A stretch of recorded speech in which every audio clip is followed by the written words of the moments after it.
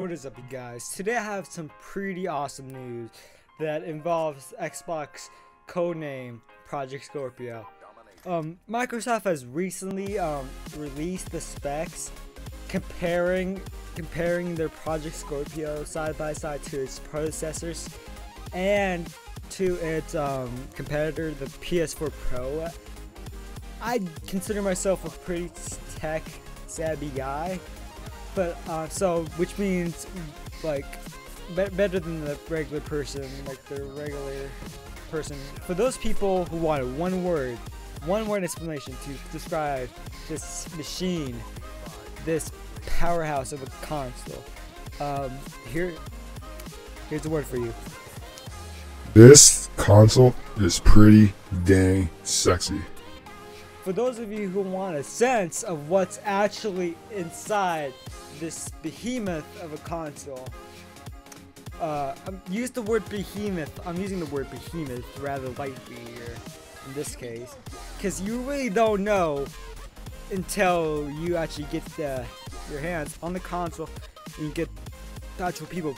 But for now, we're gonna take Microsoft's word for it. First of all, let's start off with a simple thing. It will be able to run a true 4K experience, not the scaled up stuff that you're going to be getting with the PS4 Pro, which just scales it up to a 4K resolution if you were to have a 4K monitor, which not all of us have that. Let's be for real here. How many of you actually have a 4K monitor just laying around on your desk?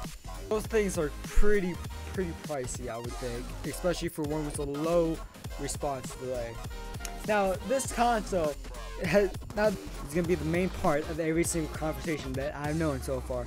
It's been the most pushed part. It's probably been the thing that's carrying the hype for Microsoft right now. And first of all, that being it has 4K, woohoo, yay, that's Bravo News. We're in the 21st century, people. Now, here's the thing. This console is going to have a whopping 6 teraflops of graphic capacity. Which is honestly amazing, but before I talk more into detail about that, and probably would be in a separate episode if I wanted to go more into detail with that, seeing how I'm limited on time right here. But yeah, let's just get into the generic, boring stuff as people would describe it as.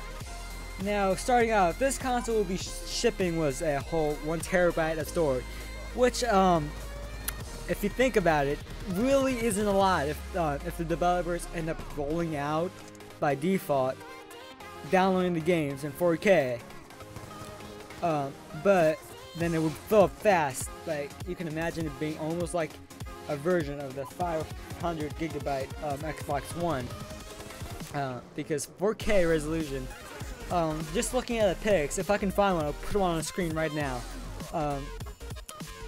It's gonna probably take up a couple good gigabytes of your storage. Now, but if they were to do this a logical way, like, let's see, the game developers by default have it set to where the game downloads in 1080p, because really, like, no one really has a 4K monitor. No one has like a 4K TV, really. It's not really, you probably do, but not really a whole wide range of people have a 4K monitor, or TV, or ultra widescreen, or whatever you want to call it.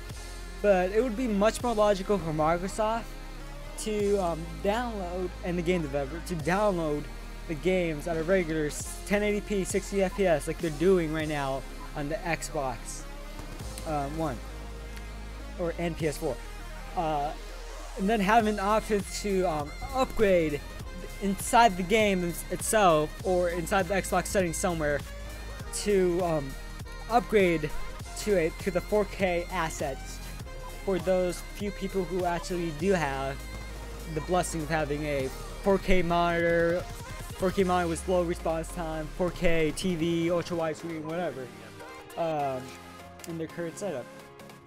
But now let's get into the CPU.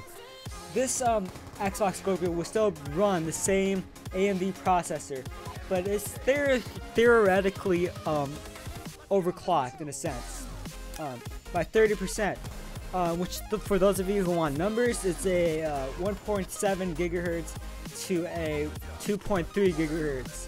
For those of you wanting the exact estimate, without the Microsoft little white lies, I'm not even sure if this is true, but I put it on an online growth calculator, which is usually supposed to predict profit. So I'm gonna go by this as the basis. So with and on screen right now, you're saying that it actually translates to 23.9 and growth increase, which means Microsoft probably put in a little white lie to kind of keep the hype. But if you want to know the, I think that's all I'm gonna go into detail for this episode. If you guys want a more in-depth episode, you guys please hit that like button. Now, if you want to know the rest, the links will be down in the description. But now, with that being said, Microsoft plans to make the Xbox Scorpio, or codenamed Scorpio actually in that sense, VR ready, VR capable, and the same goes for Xbox One. But clearly, with the whole 6 teraflops and the overclocked system, it's going to be running a bit better. And it's, with that being said, let's get into the price now. This console is probably going to cost more than the regular Xbox One and Xbox One S currently, which are currently right now under $500.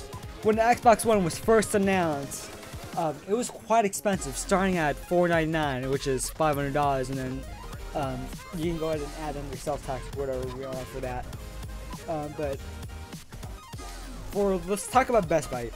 They had a Xbox One Day 1 editions bundled with Call of Duty Ghosts, Xbox Live Gold, one controller, and then you can add a separate controller, which is what I did, which is gonna end up sending you back like a couple hundreds, like $700